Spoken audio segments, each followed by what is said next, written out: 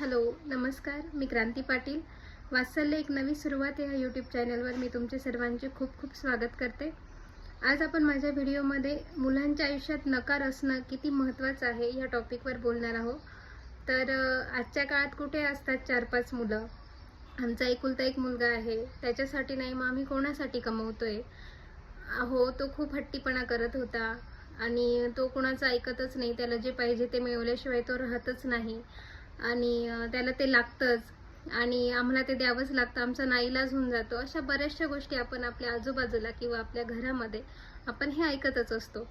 पण हा मुलांचा हट्टीपणा आपण कितपत पेलला पाहिजे किंवा त्याला कितपत सगळ्या गोष्टी पुरवल्या पाहिजे आणि हे किती अयोग्य आहे, किती अयोग्य नाही आहे, हे आपण आजच्या व्हिडिओमध्ये बघणार आहोत. ज्येष्ठ समुपदेशक श्वेता गांधी सांगतात. त्या पालकत्व समुपदेशक आहेत श्वेता गांधी. हे तज्ञ असतात.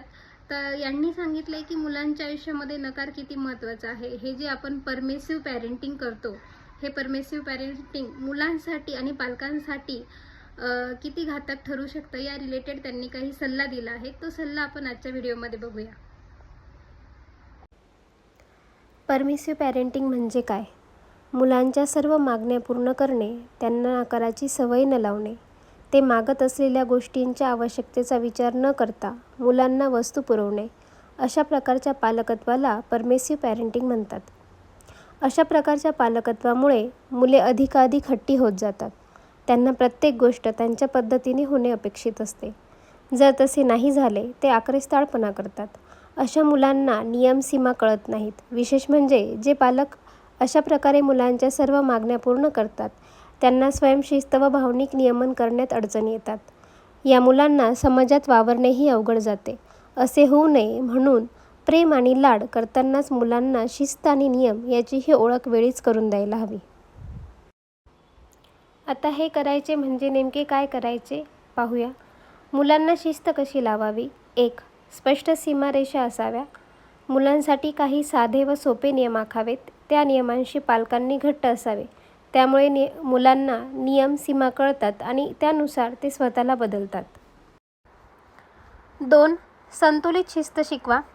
शिस्तीच्या बाबतीत कठोर नाही पण प्रेमळ तरीही दृढ राहत नियमांचे पालन करत त्यामागचे उद्देश स्पष्टपणे समजावून सांगावेत. त्याचा मुलांना विकासासाठी नक्कीच फायदा होतो. 3. आत्मनिर्भर होण्यावर भर द्या. मुलांना त्यांच्या जबाबदाऱ्या पार पाडू द्या. त्याचे परिणाम काय होतात ते त्यांना शिकू द्या. 4. मुद्दा भावनांवर नियंत्रण शिकवा. मुलांना त्यांच्या भावना ओळखण्यास आणि त्यांच्या योग्य पद्धतीने व्यवस्थापन करण्यास मदत करायला हवी. त्यामुळे मुलांमध्ये नकळत शांत राहण्याची वृत्ती निर्माण होईल.